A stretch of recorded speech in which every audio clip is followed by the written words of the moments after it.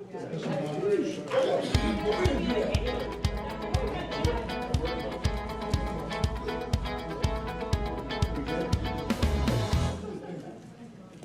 doing something good? No, I needed an update.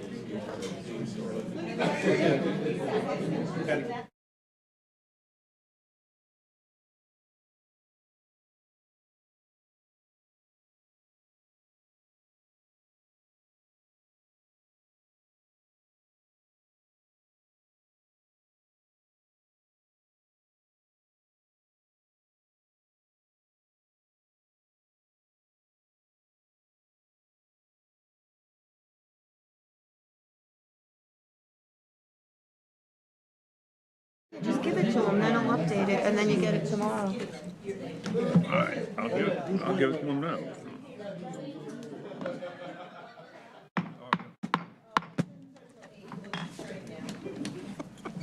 All right, we are now back in session with the Finance Committee, and recognizing Dr. Hill for the next agenda item. Thank you. So for the next two, I'm calling forward Ms. Christina Wachowski, our Director of Pupil Personnel Services, so she'll cover items 6 and 7. Good evening. Good evening. I'm just going to sit here so Danielle and I don't have to fight over the mic. So the first budget that we'll go through is the Pupil Services budget. And our Pupil Personnel Services Department really encompasses a lot of very important people in our school districts. Our school psychologists, school social workers, speech and language pathologists, school counselors, nurses, occupational therapists, physical therapists, and our board-certified behavior analysts. So a lot of people that support both our general education and special education students throughout their school day in our buildings. Our main focus for the past year and the year even before that was really acclimating our students back to the school buildings and supporting their social emotional needs. The impact of the pandemic definitely was felt by our special education and 504 students, and therefore we put a lot of training and support for our staff and being able to build their capacity to support students and respond to the new challenges that we were seeing with our students' mental health as a result of the pandemic. So some of the work we've done is really focusing on professional development. So since about a year ago, we've onboarded 41 certified staff in our department. That's both teachers and related service providers. So that's a lot of new staff to get caught up with how we do things in Windsor and make sure that they have the learning required to be successful in their job. And so we've provided them with interest-based professional development and also need-based professional development using our special education coach, our supervisors, leaders in each discipline, as well as using our professional development days. We do have one coming up on February 7th, and we're very lucky to have 2 different individuals from the Institute of Living who are going to come and speak on mental health and school avoidance to continue to teach our staff some of the newest strategies and pedagogy that will make our students more successful.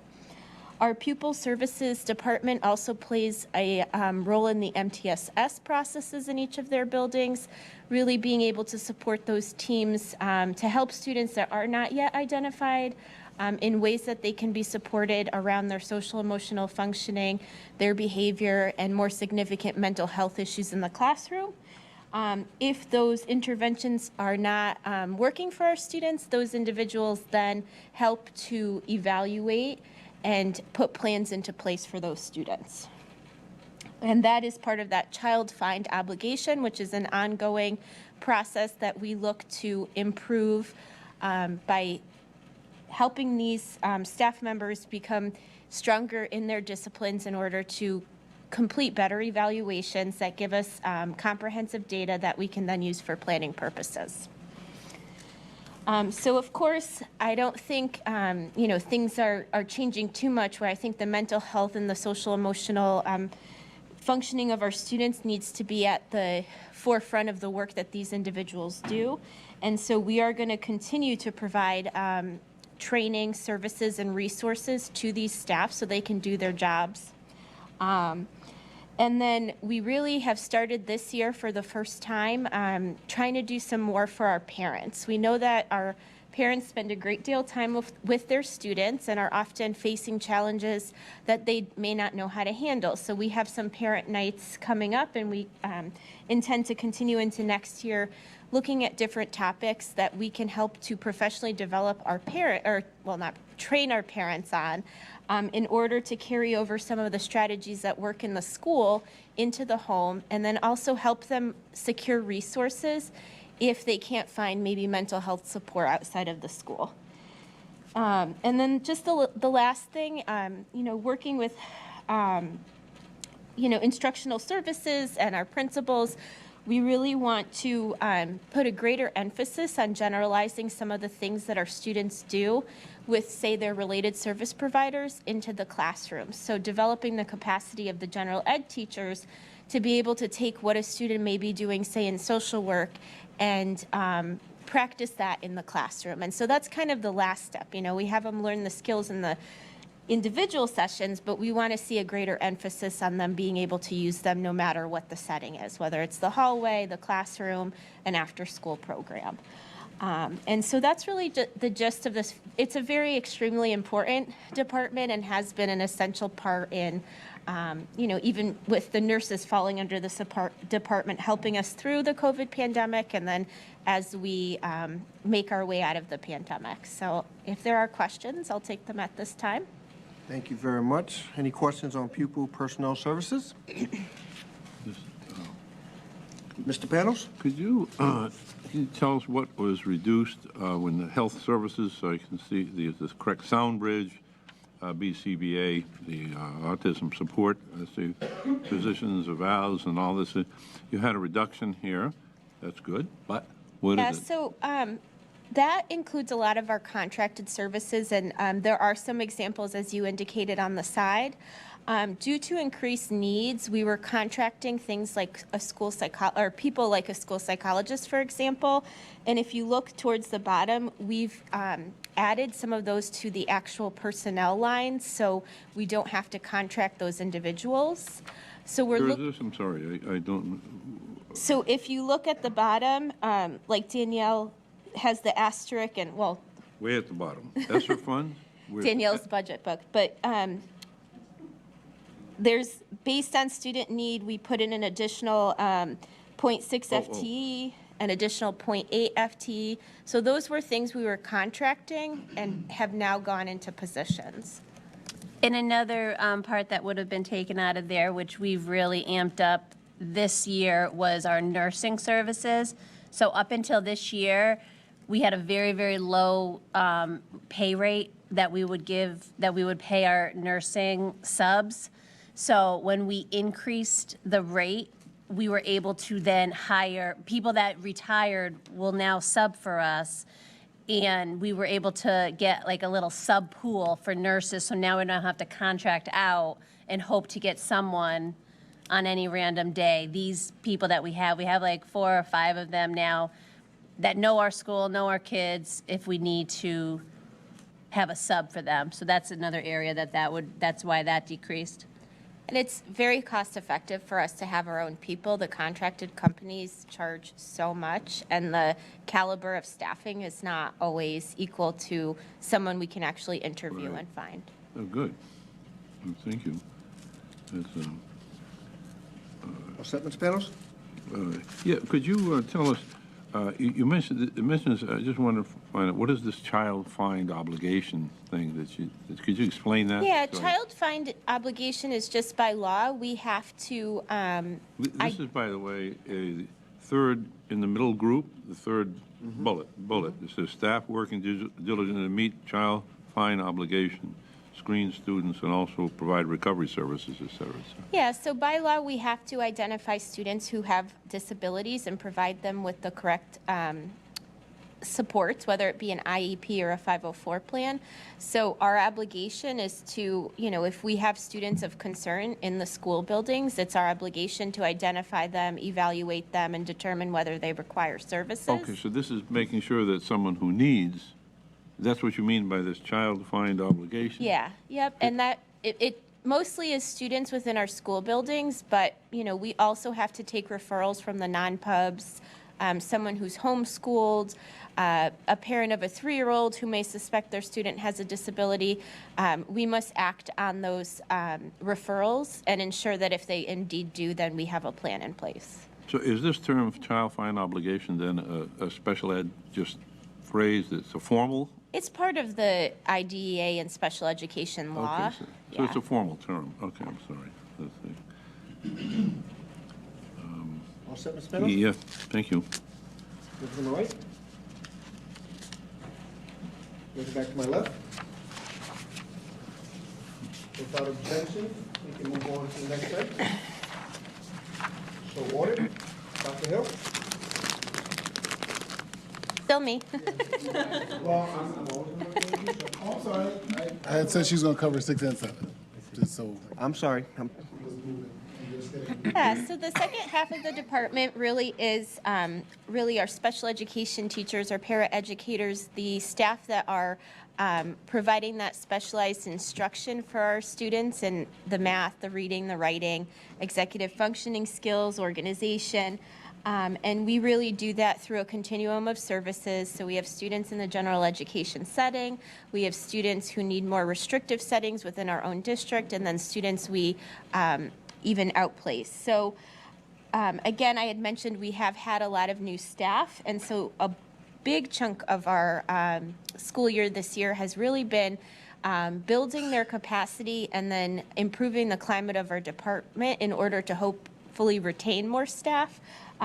Special education and our students at times can be challenging, and I think it's hard to keep staff working because there is that kind of feeling of, being a little bit burnt out or not being able to continue because it can be at times emotionally draining. So we've implemented staff academies in the evenings. We do those once a month from 4 to 6 on a Thursday, and we address different topics where our staff can voluntarily come and learn or improve their understanding of different special education topics. So the last one we did a few weeks ago, we talked about extended school year, explaining what it is, how students qualify, and so it just gives us another opportunity. Again, our special education coach has worked with our new staff at length in order to onboard them and provide them support in areas that we see are needed. And so we do have a lot of staff that are fairly new out of school, if not, this is their first year out. So the level of need has been great, and we understand that after 1 year of teaching, you're not a master. So we want to make sure that we are focusing this year and on to ensure those staff have that support. Kind of in conjunction with the staff turnover, we've had programs in district historically that have allowed us to educate special populations, students who might have more significant behavioral needs, students who might require discrete trial instruction.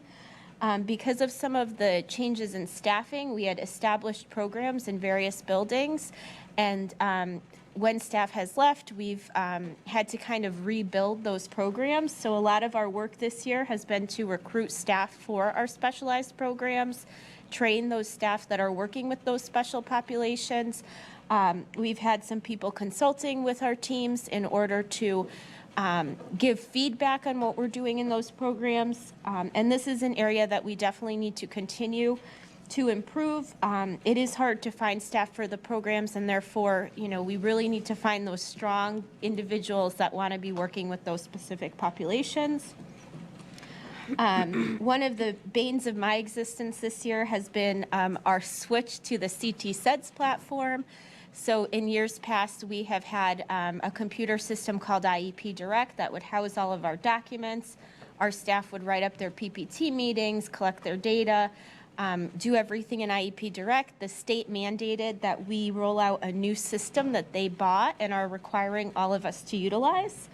The state did not have, in my opinion, the strongest rollout plan, so it was hard for us to take a program we didn't know a great deal about and then have to roll it out to our staff.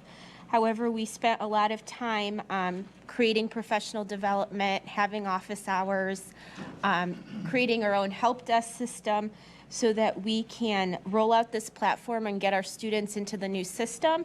And we've been very successful. We have over 700 PPT meetings that have now been written up in this system, and I think everyone was pulling out their hair because it was a challenge to switch. But I do think our staff is now doing really well with the new system, and we're far ahead of other districts in the state because we kind of took a pull the Band-Aid off approach, and we, said we're using it, we're all in, and we're going to start from day one. And it was hard for staff, but we're so much ahead because we've had that practice since September, and our staff don't have to hold specific meetings that are required more than once, just to hold them once and then a second time to get them into the system. And I included again our the nights we're doing for the parents. The feedback has been really good. We're trying different facets to really kind of get the word out that we're doing the nights, and we actually have one coming up on Thursday of this week at Windsor High School for parents of kids 6th grade and older to talk about transition. So what are the services available once you leave school, whether it's the DDS or DMIS, the Bureau of Rehabilitation Services, and also having our parents start conversations about what does college look like for someone with a disability. And so we're hosting a night, like I said, Thursday at Windsor High School, and we will continue to increase the number of those parent nights so that we can have parents who understand special education, the law, and the systems in place so they can better advocate and support their students. Some of the other just kind of work that I wanted to touch upon, the law changed this year, and we have to require we have to implement 18 hours of professional development for our paraeducators. We have always included them in our early release when it was appropriate and have planned some professional development for them on the days where they have to work but we don't have school. We've really tightened up that process this year. We have a paraeducator professional development committee that gives us feedback as far as what the paras themselves think that they need more professional development on. And then we also look at the jobs of two paras are not alike always, so we want to give them a lot of choices so that they can attend professional development that's meaningful to the job they do. A para in the preschool may be doing a very different day-to-day job than a para at Windsor High School in, say, a social studies class. And I think I kind of covered it. Moving forward, we want to continue to enhance the coaching sessions we do with our staff. So we focus so much on our new staff that we feel like we really have to, now that they're onboarded and we're in a better place, do some more coaching with some of our veteran staff in areas that we feel that they could use some more support. It's going to be a big emphasis to give our general ed and special ed teachers more time to collaborate. We're trying to figure out ways where special ed staff can still learn like legal updates, but then also be able to participate in professional development along with their general education peers so that they can be looking at data together. They can be talking about that data, making changes to instruction, and really having a more collaborative approach. So what are some ways where we can do some of our special education work at different times so we give our staff more opportunities? And we've talked this year about really implementing more co-teaching at the elementary level, which, has definitely budgetary implications in the fact that in order to do it well, we need, more teachers, but then we have to look at, can we trade paras in for teachers? So we're going to really look at how we can better provide our service delivery, because a lot of it is pull out right now, and kids are being pulled out during time where they should be in the classroom, and the co-teaching model can just definitely ensure that we're more aligned with the curriculum, the students are supported in the classroom, and they have a teacher who's been trained to work with special ed students supporting them in the classroom. I love our paraeducators, but sometimes we do have to put someone in to help students who really doesn't have that strong background. So I think in the end, if we can move towards a model with co-teaching, I think we're going to see more success academically, reduced behaviors, and just all around, better functioning of our students. All right, Thank you very much. Are there any questions in regards to this site budget? I will recognize Mr. Halleck first. Thank you.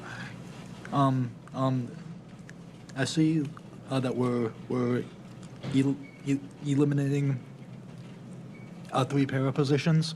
I'm just kind of curious to why that is, and if those positions are positions that are currently not filled, or if those paras are being reassigned.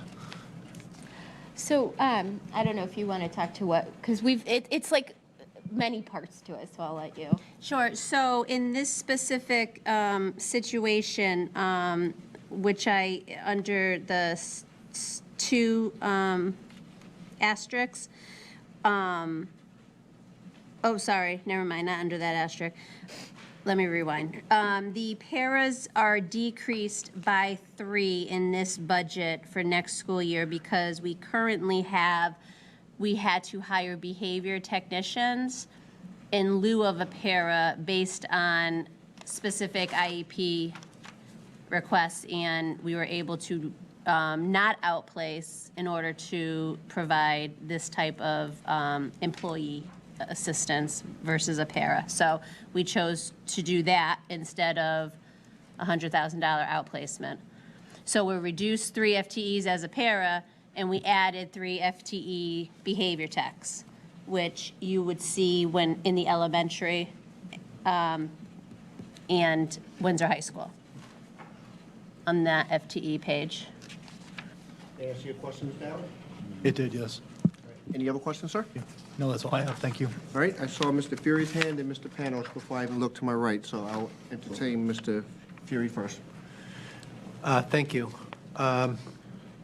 Staying in, oh, I don't know, did someone else have a question related to that? I think Mr. Wollaston If did?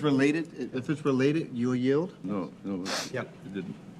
Did Mr. Wollaston? No, I'm asking, are you yielding, because I No, recognized no. you. I thought you recognized me. He's I recognize Mr. Fury, recognized. yeah. Yeah, I'm yielding, You- if it's related. Mr. Wilson? I'm sorry.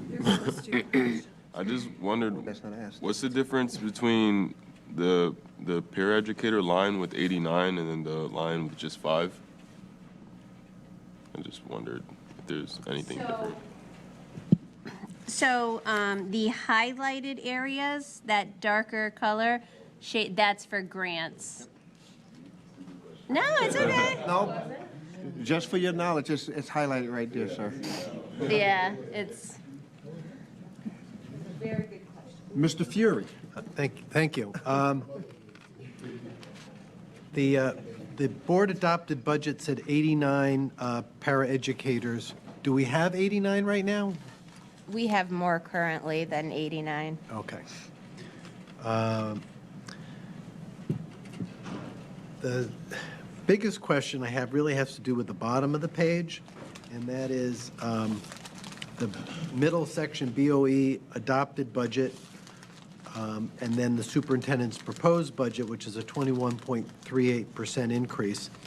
And I don't know if it's a question for you or Ms. Batchelder, but are we, I guess the first question for Ms. Batchelder may be, are we going to blow through that approved budget number of $5,584,894? This year, you mean? Yeah. This year? Yes, we're still going to be, yeah. So I mean, the- we were in constant communication, like, check, someone moved, yay, check, we brought some. There was an instant, I'm not kidding, last week where we realized one of our outplaced students does not live in town. So we were able to make sure they registered in their new district. Literally 4 hours later, we found out we had a student register in town in a different out-of-district placement. Like, it was within 4 hours. So the increase of 21.38%, is that partially due, I guess, to, we already know we really have a higher number this year? Or how many is it of anticipated new people coming into the district, or? So what we did, so last year, because that was the first year really, you know, after the pandemic, we were hopeful that maybe we would see some relief after 21, 22, because if you remember, prior to the pandemic, our numbers were stayed pretty consistent. We were only raising the budget by a couple $100,000. I mean, that's a lot, but not on top of, you know, 6 million, 5 million. And then the pandemic hit and we just skyrocketed the tuition out of district. Mind you, the same number of kids, but the price tag of those kids went up. So last year we only added 3% to the budget. And then as the year went by, we just were more in the hole than we thought when we originally budgeted for this year, last year. So I'm literally taking what we currently have to date, adding a percentage on it, and that's why it's so high. That's the actual I think we're gonna be spending next year. So If you what- lower it, we're gonna be in the hole again. What is about the percentage? It's not, you're not adding 21% because the figure is actually going to be higher by the time we close the books this year. So what percent did you use? Or is that based on Yep. on some of the the things we can't control, which is whatever, if it's if the place is the proper place for a student and that's what it costs, then that's what we have to pay. Yes.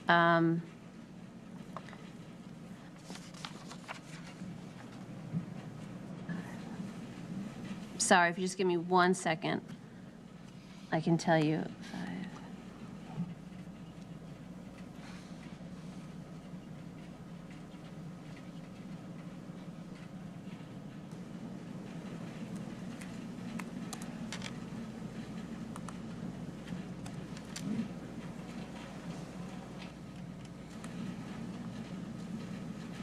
I tacked on a 2% increase. What's that again? 2%. 2%? Percent increase over what we're projecting for this school year. Okay, thank you. In that connection, Mr. Panos. in that connection, I suppose that you can see that the proposed budget is about an 8% increase over 2 years ago. The 23-24 that you're proposing is only 8% more than the 21-22 budget, which was $6,255,000. So you went. So it's. So I suppose it's consistent here that this is the sort of thing that's to be expected. It's not 34%, you know. So it's kind of understandable, I think. That's some positive thinking there. I like it. Yeah. Yeah. I saw his wife before this, and she said he was going to be. And this is recorded, too. Yes. Are you set, Mr. Panos? Yes, I am. I think I can understand I this. am going to my right, sir. This way? I appreciate your discussion around the training, and I'm just trying to understand if you have enough money in the budget to provide training for your staff, particularly the training for paras around, like, what's the orientation and, you know, the extra training that you're providing. I think it's really important that people understand the ways to support children, and also parents also understand the rights, the roles and responsibilities of each person that's interacting with their lives. And so I just wonder if you have adequate funding around training. I think it does fall under the PSCS, but we did increase some money, not, you know, crazy increase, but we were seeing that we were overspending kind of our professional development budget, so we did add some money into that line. Our special education coach has been just like a godsend. I mean, her whole job is to meet with teachers on a weekly, biweekly basis in order to really help them, orient them, answer their questions. You know, both Ms. Batchelder and I anticipate that our IDEA grant every year gets higher. So I think one of the things we want to look at with that IDEA grant moving forward is, do we do more special ed coaching? Do we write some more contracted time into the IDEA grant? But we have already accounted for some of the increase in that need Right. for the professional development. Thank you. Mr. Wilson? So, while I do agree that the financial aspect of training is really important, I think process is also important. So, I mean, I don't know if we're supposed to question process or not, but I'd just plug that as equal to what we spend the time we take to either ease the new paras into the classroom, even though, I mean, in essence, we're kind of spending the money anyways because we're not immediately getting that return of having a para in the class. We might, I'm not sure exactly what the process you guys have for new paras, so I can't really comment on that. But I would say even just a process of just having. Yeah, it's a really good point that you bring up, because with our certified staff, a majority of the staff that we hire, fingers crossed, are hired for an August start date. We've hired a few here and there after the August, whatever the day we started school. Para educators we've lost over the course of the past few years for a variety of reasons, and so we have hired a great deal of paras to fill those places. And it is an area that we think is a weakness because we're trying to onboard them on a Wednesday. They can start on a Wednesday, so we're trying to onboard them. So we're looking at things like creating some virtual professional development for them. So if they're starting on a Wednesday, maybe when they come into the building, they can spend the first 2 hours listening or watching some kind of interactive module that just gives them some basic information about what the building looks like, where they go to make a copy, how they sign in. So that is something that we've started to look at and kind of build out of what we'd want that to have.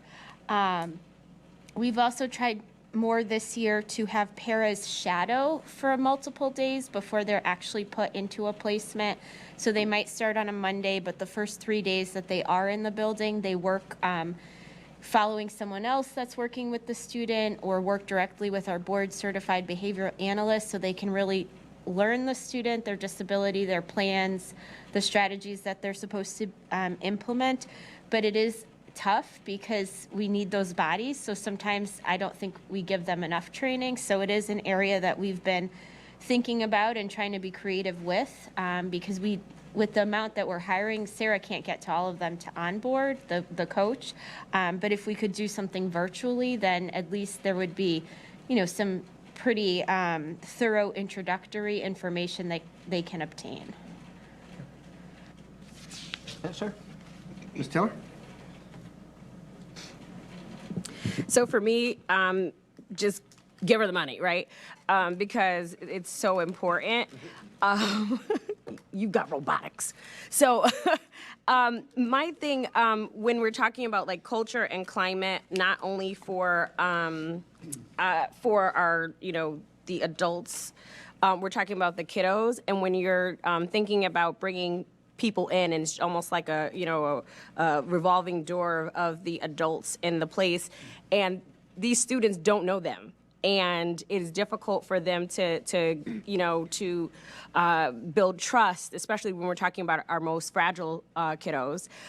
So I guess what I'm saying is whatever needs to happen to make sure that we are bringing people into these spaces with these children. Of course, there's a vetting process and hiring process prior to, but we don't know until it's action and go time, just to make sure people are appropriate for the positions, because I just know, paras aren't paid enough, right? Paras aren't paid enough. And if we can't really throw money at it, what we can do is at least make it just a reciprocal, cohesive process, so they feel like they're adding to the space. And then on top of it, they'll want to stay because it wasn't just thrown to the wolves, because it's hard. I have a son in the space, and you know that. And when there's a new adult and they don't know, and the kid doesn't know, it creates friction, and then it kind of just snowballs. And I feel like parents just don't get the credit that they deserve, because it is a lot. And then it turns into a lot for the classroom teacher, who has to sort of pause and make sure everybody is good. So I guess my thing is, are we adding enough funding for that beyond the, the actual, the FTEs? Are we adding enough funding when it comes to professional development, onboarding, whatever the terminology is? Do you think that that's the case? Because you say it says 89, but there's more than 89 paras. But for me, it's quality over quantity, and getting people that are going to stick around so we don't have to continuously do this thing so often. Yeah, and I mean, besides adding bodies, I think it's to retain those bodies, and there's a contract negotiation coming up, but we are losing to other districts because of that pay. And I think Danielle and, Dr. Hill acknowledge that. And obviously we can't move mountains and pay people, huge pay increases, but I think taking a look at that baseline and our kind of table of what they earn. And then as far as the professional development goes, also just being more mindful. I think I don't want to say we forget about paras, but they are scheduled from 8 to 3. They get a 30-minute lunch.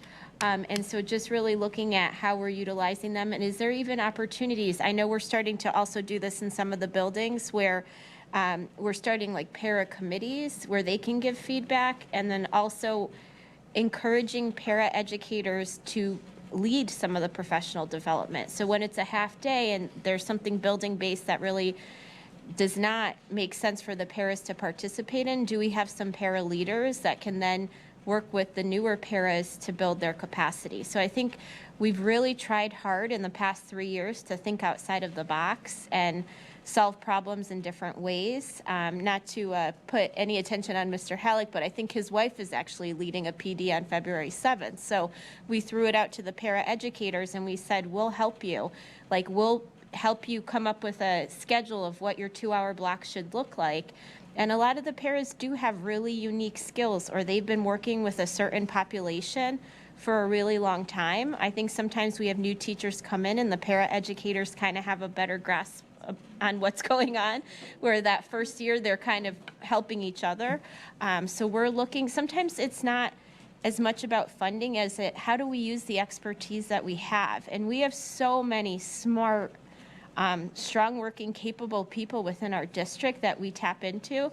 I think some people I tap into too much, where I have to say to myself, I got to stop asking them to do me this favor. They're going to leave because they're always, doing us favors. But really thinking about how we do things and not doing them just the way we've always done them, because it doesn't make sense. And like I said, we have some great experts within the paraeducator field that we want to lean on and they're honest and they'll tell me. And, it's hard to listen to sometimes because I feel bad. They are frustrated, but at least when we know what the issues are and we hear them out, they also feel better that they have some input into some of the things that we're looking at. Mr. Wilson? I was just wondering, how many vacancies do we have for peers, if any? I could get that number, but I'm going to be honest, it's been kind of so bad this year that, we lose sometimes a para after 4 days of work. And so the number is just in flux. So I can get you a number. I know we're short at Pequannock or OE by one person. I know of that at least. Sometimes we're fully staffed and then the next day we lose someone. So I can, give you a to-date number, like, as of tomorrow, what our vacancies are looking at. I was just wondering, because, is there any sort of, retention, incentive that you guys do at all? As far as, a monetary retention? Yeah. I was just wondering, I was wondering if there were vacant positions, if, some of the money that's not being used to hire paras.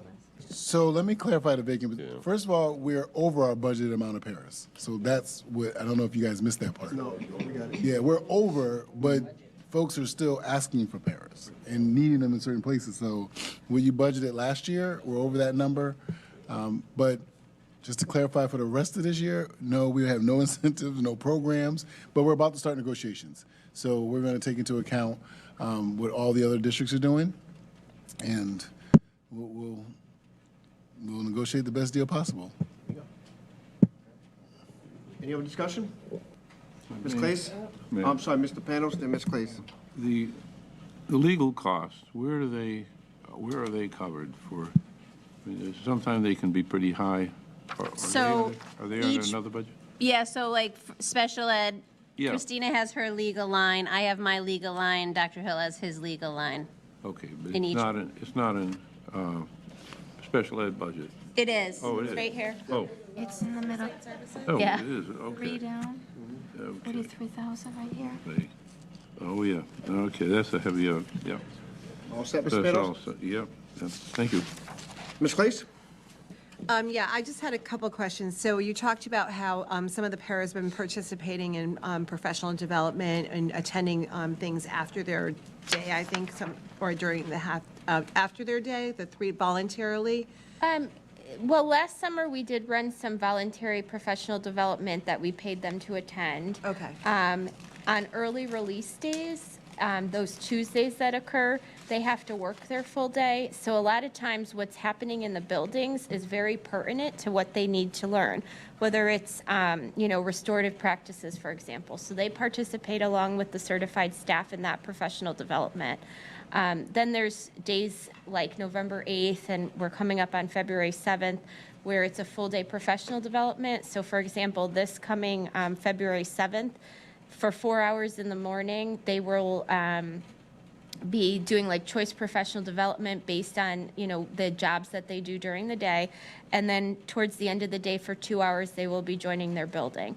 So it's really kind of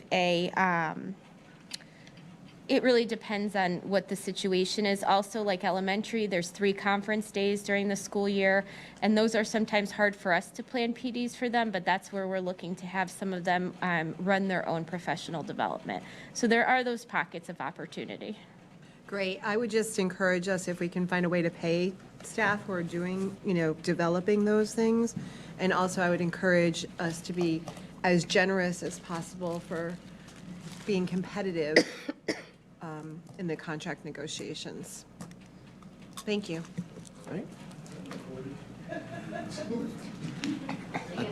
We're all set with this? Are we all set with this site? Sure. All right, thank you. Before I turn it over to Dr. Hill, it is 8:41. Hard stop is at 9 o'clock unless the board votes to continue to move past 9. But hard stop at 9. So, well, I'm just letting the board know where we are. Dr. Hill. Thank you, Mr. Chair. So I'm now going to go over my section, district policy and planning. And you see, I'm not going to read all these to you, but just the major goals for 23-24 is continue the work in establishing focus on culture/climate and academics.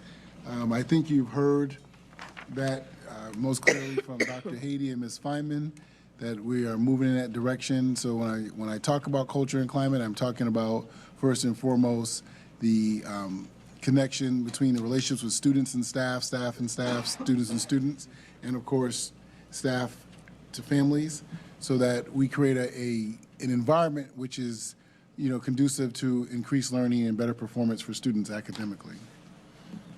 We're going to continue to embed the SEL work in our curriculum and instructional efforts, and that's already starting to happen, so that it's not just seen as some set-aside or standalone thing. It is actually in the works, being put into the curricula as we're developing our new curricula, that we have pieces in there, or not units, but what do we call them? Indicators. Thank you very much. Thank you. Indicators, SEL indicators in our curricular work, so that, again, teachers know, no matter what the curriculum they're teaching, the indicators for SEL work are in that curriculum document, so that they are including this. Because again, I don't want this to be some set aside or standalone thing, and they say, oh, now we're going to do an SEL lesson. It's embedded in everything we do. And then we have a major goal of negotiating pretty much 2 contracts for UPSEU, bargaining units, paraeducators, custodial maintenance, food service, and safety monitors. So we have to take care of that. We already know that we have to give the paraeducators a lot of money, because that's what Ms. Claes just said. So that's the goals, and per usual, this is a 0% budget for my department. And as you can see, a lot of the budget is actually monetarily up for the BOE. So this is where the BOE, for those who just, if you don't recall, this is where your costs sit in my budget. Any discussion? I believe this is the rollover budget from last year, when we asked him to cut to bare bones, and that's what he did. So he's just presenting exactly what he gave us last year. That is my understanding of this site. Did you, And that's inclusive of CABE, NSBA, NESDEC, WIN TV, CABE Professional Development, speakers, allow him for CAS, stuff like that. So it's all rollover. Any discussion? yeah, we got a list last year, didn't we, of these, of the contracted services? I think we did last year. Can you? I'm not going to trust my memory, so I'm going to check. You asked for them as a question, and I followed up the next meeting. Yep. It's not a normal thing. It was the first time last year you asked the question, so then that process, I come next time with whatever question you have. So if that's the question, I'll come with Yeah, would you? contracted Yeah, okay. services. And, Are you anticipating the same list as last year? Yep. Okay. Put that out there. Any other questions? Yeah, maybe. Panos? Yeah, maybe sometime we get some more,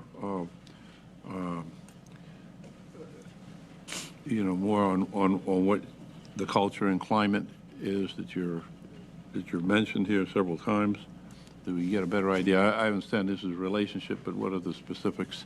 So that's the specific. I'm not being funny at all. I've said it for like 2 years now. So the district knows culture, because I want to change the culture. We need to build better relationships with students and staff.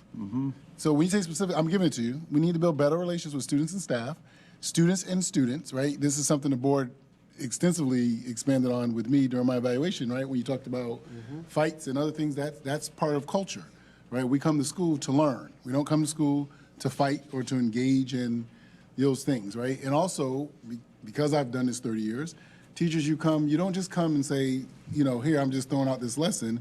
You're responsible for helping to create that environment as well in the building. So that means you're in the hallways, you're connecting with students. I said, I believe in the December meeting, so I'm expecting staff to be at games. I don't see staff at games. Now, while some may think that's not important, I disagree. I disagreed as a teacher, as a principal, and as a superintendent. That's part of building the culture so that we're connected all the way around.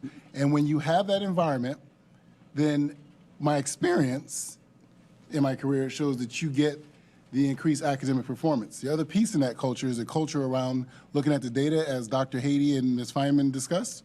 So not just saying, oh, we see data, our test scores at the end of a particular time period necessarily, but you're constantly looking at your data and understanding, how do I adapt my lessons for my students? That's it. And Okay, so if I those try to three make it items. too crazy, then people really won't, get it. Well, that's what I mean. Sometimes those are the more specific aspects. That's what I'm asking for. I mean, you give me, 3 items here at least, that the student, but, just how, for example, you have the students are going to come here for academics and not fighting, and what are some of the specifics that you are doing about that?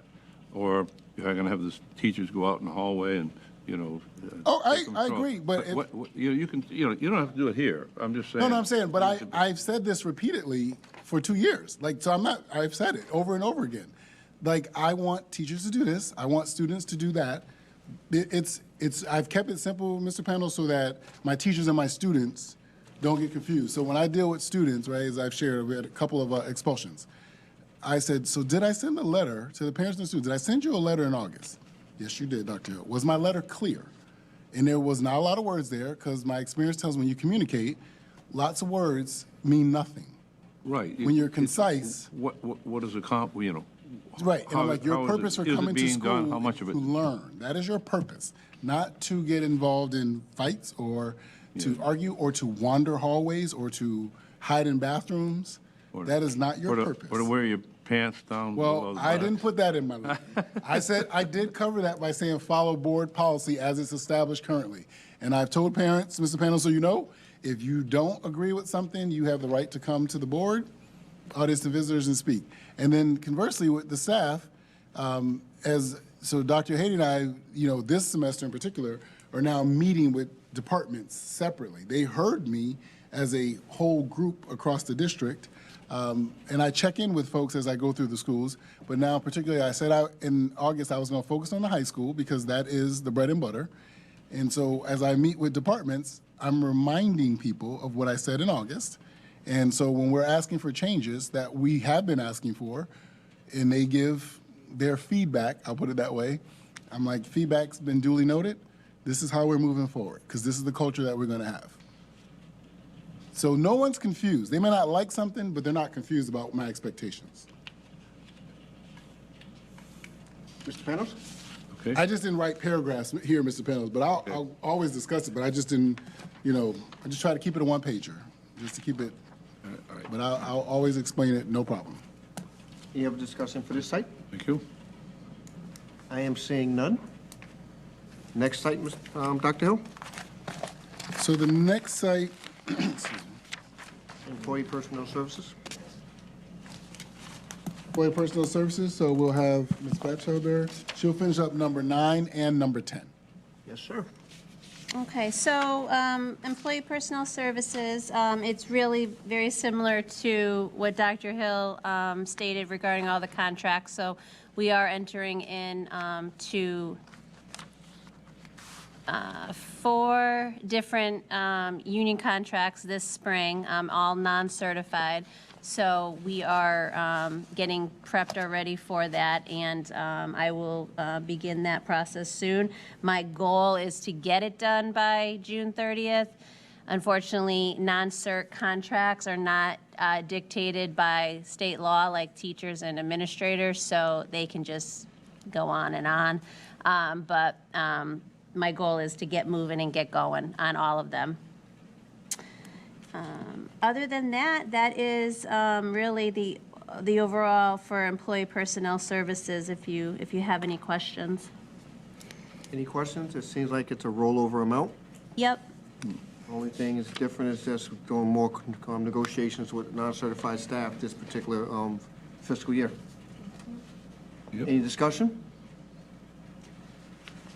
I am hearing and seeing none. I am going to move on to the next site. Through you, Dr. Hill, Ms. Batchelder. Okay. So this again is pretty much a rollover also. But I do want to point out that we successfully completed the fiscal year 22 audit. So that is now behind us with no write-ups, which is and I just want to highlight also, we're also constantly in communication on the safety aspect of it with Windsor PD and Fire and Town of Windsor staff on making sure we're all on the same page with all of the safety and security measures within the buildings. One of the areas that I am pushing this year into next year is to implement a Frontline Central, which is just more streamlining the hiring process. We still, even with all of the technology that we have, we're still pushing paper like you wouldn't believe in HR. So on the hiring, so we have everything electronic once they get hired, but it's the amount of stuff that gets sent to employees. I just want to streamline that. If I was the employee, I'd be like, what am I doing? Like, I got 5 different emails saying all these different things, so I'm really trying to just clean that up, streamline it, and go from there. Any questions? discussion on this site? Recognize Ms. Clace. Can you tell me how many copiers are included in that contract price for the copier service? You don't have to tell me today if you don't. Okay. Yeah. And then I have another question as well. Do people have individual printers as well? Yeah, so we actually, I got a big kudos to Kevin behind me, because he really went through and over the past few years, we literally just took them out. Summertime came, we took them out. And they came, and people came back, they were angry, but we're not supporting them. So now we're on an actual print service plan. We know when things are expiring. And we have all of our copiers, everything is by, badge, so you can't just keep running copiers if you're not an employee, so. But I'll get you the exact number. Going green. I can see us going green. Well, Mr. Panos, don't you see us going green, sir? Considering the enormous, increases in the cost of technology, I think to me we ought to go back. To the ditto machine. Did I?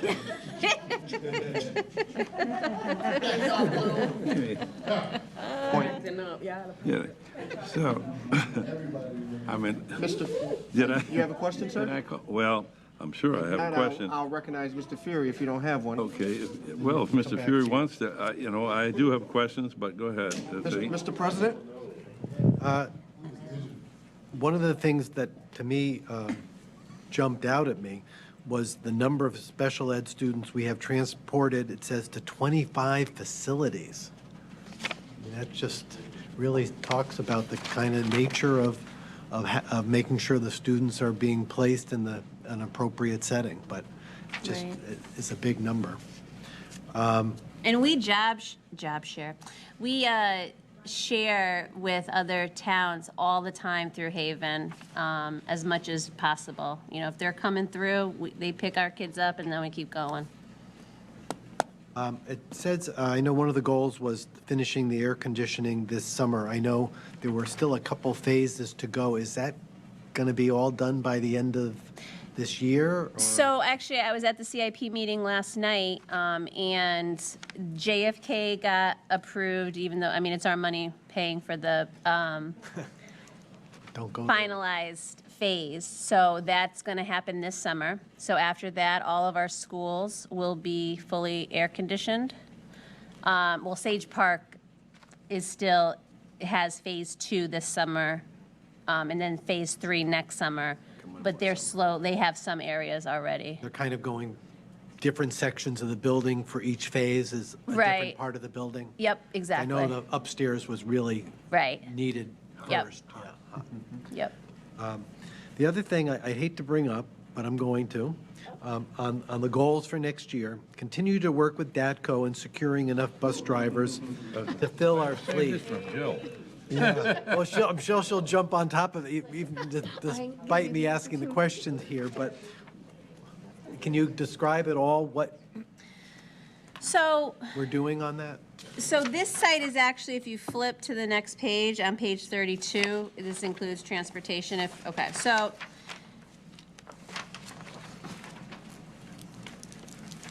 an area of the budget we chose to reduce was in transportation for next school year. So our current fleet, we believe that we need 2 more, possibly 3 more buses that we above and beyond what we currently drive this year, not what our contracted number was 3 years ago. If we have 2 or 3 more buses, and bus drivers, we believe that, in a few spares, we believe we're good for transportation. So what we did was we reduced the number in transportation close to about 400,000, which is why that negative 4.48 is sitting there. So we reduced the number. We talked with DACO already, so everything is legit and legal. So that is the plan to move forward, that we will not have this number of bus drivers that we originally put out, or excuse me, number of buses from our original bid. But I still think that the question is, how do we? So, yep. We had trouble filling this number, now we're may add in 2 more buses. What kinds of things might we be doing this summer? Yep, so we've met with them extensively. So they are now implementing paid training. So they've never had paid training, so a driver would actually close to, I think, 2 months, 3 months, they would be employees of DACO but never got paid going through all the training. So they have implemented, if DACO hires them, they will get paid, not at the top rate of a bus driver, but they will get paid in order to do all of the training that's necessary to become certified bus driver. So that's one thing. And they believe that I think that's going to be a huge thing. I didn't even realize that they didn't pay them. I was shocked when we heard that. So I believe, because where we sit now, we're equal, we just don't have subs. So we have been able to get more drivers just in the past couple months. It's just if someone calls out, that's when we have to double up. So I want to say I'm hopeful. I feel like I said that last year. But it's better now than it was at the start of the school year. Is that something that we can track during the summer? How are they doing with? Oh, yeah. No, we track it. They send me biweekly emails, number of drivers, number of people in training, number that's just waiting for the DMV to sign off. We have something through the state, I believe through CAPS or CASBA, one of the institutions, that we're trying to get at the DMV level so they can get through quicker and certify and get all the licenses they need, because that is still a whole bottleneck part of it. Okay, thank you. Mr. Panos? That was, well, I was just wondering how you got the reduction, because you went through, almost a $400,000 reduction in the regular ed bus drive. So I didn't understand that. I appreciate what you're saying here, that you got them to pay the driver. That seems like that's kind of shocking that they weren't paying them anything. That's for the training. But so how did it went down? Well, I guess it's not that much from, almost $100,000 from 2 years ago. So I guess my question is, why is it less? Do we have fewer buses? We expect fewer buses? Yes, that's what. That's yes. what you were. Yeah. So we've been You really need more.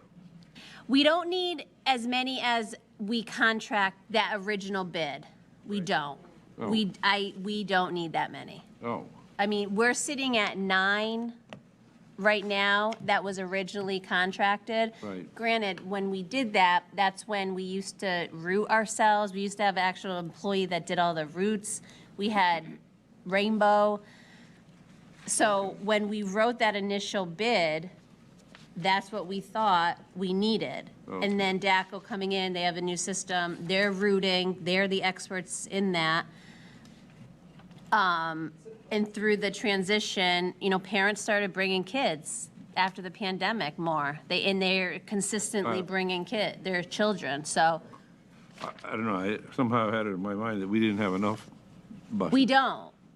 We don't have enough. Okay. Maybe I should stop. We don't have enough drivers. Okay. So, Okay, buses we have. We don't have drivers. All right. is That's there Right. any other comments? we're all done. I hear the paid training aspect, but you know what? It's just like any other license or trade. You're gonna get the license, now you're marketable, and then someone's gonna know you got the training, they're gonna offer you more money and pull you away. They have to do so much time. No, that license is I to know the them. license, but they're not just doing it and you get it walk away. There's always a deal. Just like when I pay for someone in grade, I can make a contract with them. You're not leaving here without paying them money. That's not illegal. I agree with you. I used to be optimistic about the bus company, not as much these days, so I'm cautiously being realistic. So I think that's a nice way of putting it. I think we've satisfied this site. There's one thing left. May I have a motion to adjourn? Motion. Do you want to have a question? No, Did you I have don't a question? No question. No question. If there are no more questions, I will No question. entertain a motion to adjourn. Is this- Seconded. Motion made by Mr. Fury, second by Mr. Panos to adjourn. Any discussion? Seeing and hearing none, all those in favor signify by saying aye. Aye. Opposed, the same. Abstention. Motion carries 900. We are adjourned at 9:03 PM. Have a good evening. Thank you, sir. You got to do.